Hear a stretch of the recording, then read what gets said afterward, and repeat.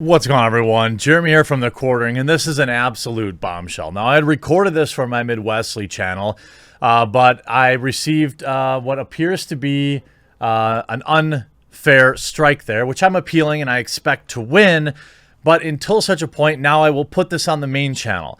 The last time I covered news that made CNN look very, very bad, it was clearly suppressed. It started at 700 to 800 views per minute for the first 15 minutes, and then it dropped down to less than 200. So for this video, I'm going to ask that you get involved. If you haven't yet, please subscribe right below the video. Make sure you leave a like. Make sure you leave a comment. Share, click the share button. Get it out there, because this is honestly what we've been talking about with mainstream media since the beginning of time, but it's literally caught in a 8K. And I want to be very clear.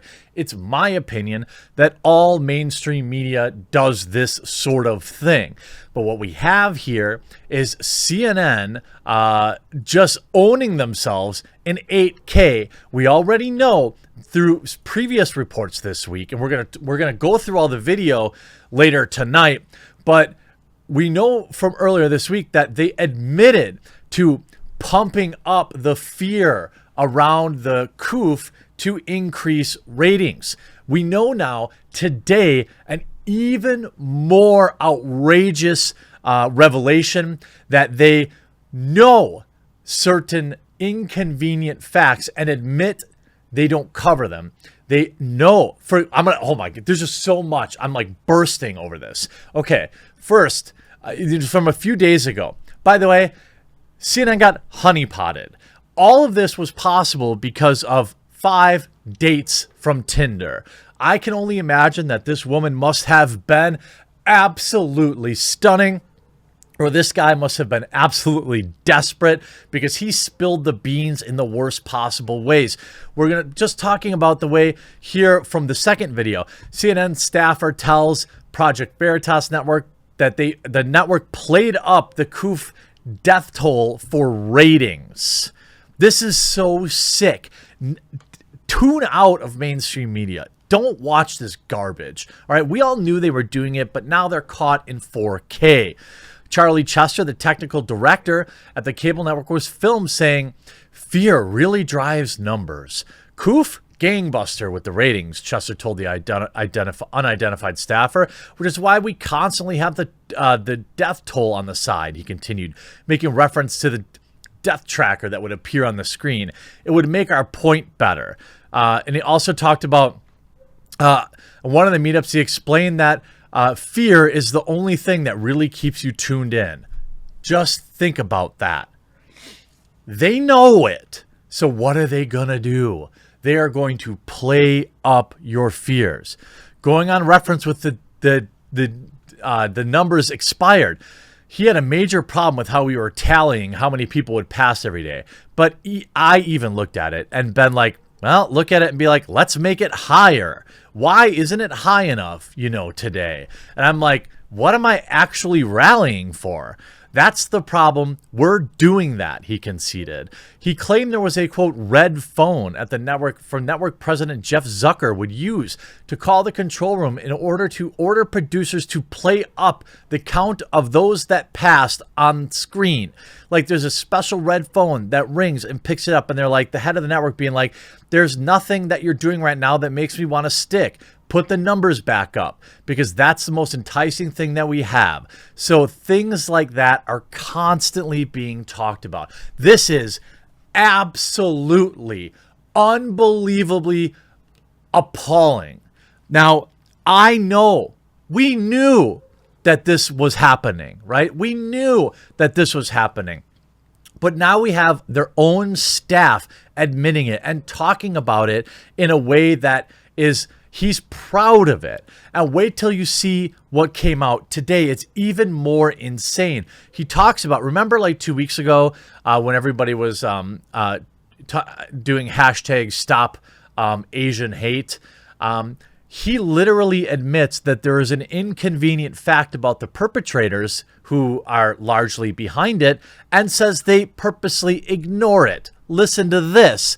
This is not my words. This is not my interpretation. These are his own words, okay? Here, listen to this. And I'm going to go through all 3 or 4 of these videos tonight. We're going to have a huge show right around 6 Central Time. Okay, listen to this. Truth. Whoop, I got to plug in the my headphones here so I don't blast out my cat here who's laying in front of my TV. Okay, listen to this. I was trying to do some research on, like, the Asian hate, like the people who are getting in trouble, right? And then watch this. Watch this. I was trying to do some research on, like, the Asian hate, like the people are getting that thing.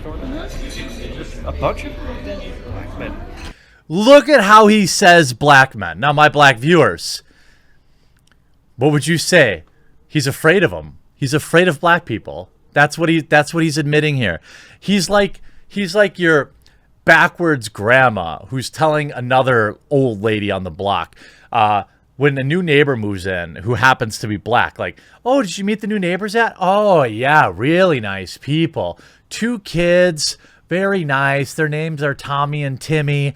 Real, just beautiful, real nice people. Oh, okay, that's great to hear. Awesome, cool. Well, anything else? Well, they're black. They're black. I mean, that's what he said. Are you joking, bro? Attacked or a bunch of black men that have been attacking Asian.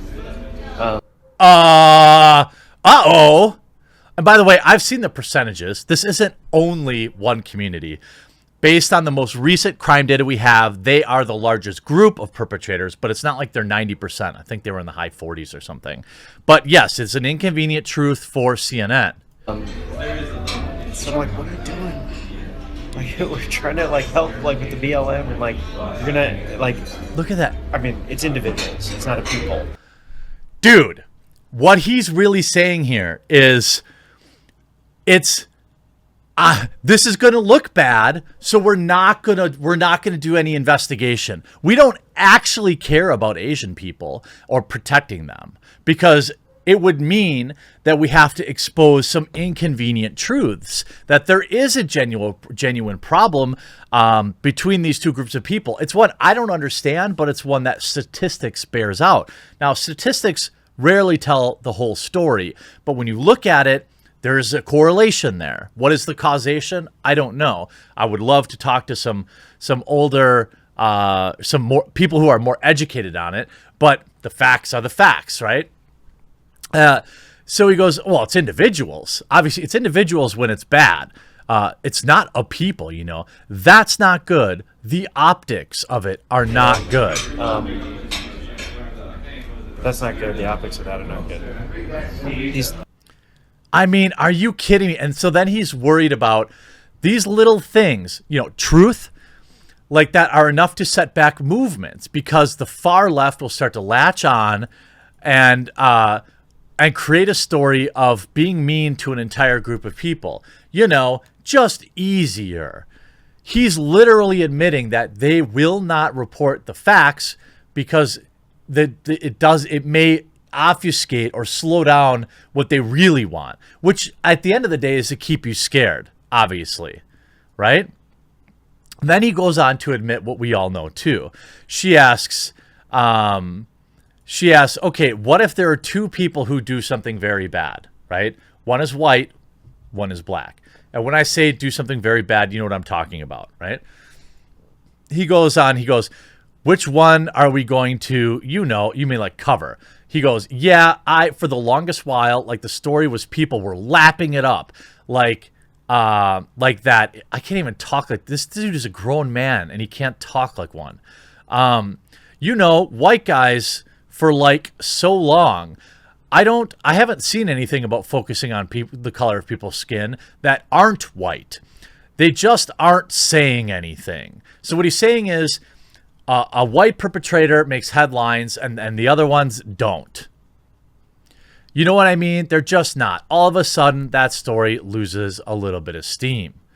And then he goes on to admit, like, you can shape an entire people's perception about anything on how you do it, right?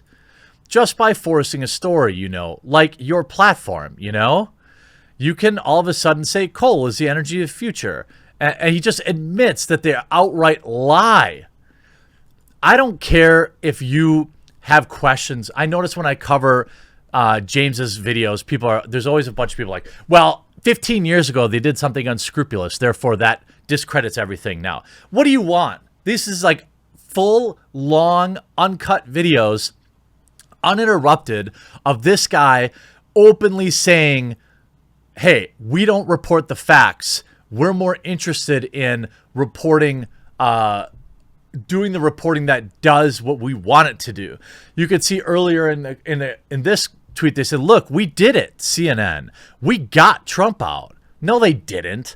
I'm 100% going to say it. And I 100% believe that if it wasn't for CNN, I don't know what Trump would have. I don't know if he would have got voted out. Does that sound like a news agency to you?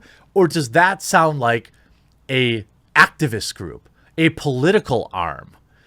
I'm telling you, take this video right now that you're watching and get it to some normies, okay? Listen, normies, all mainstream media is bad. All mainstream media has their own agendas. I understand that, okay?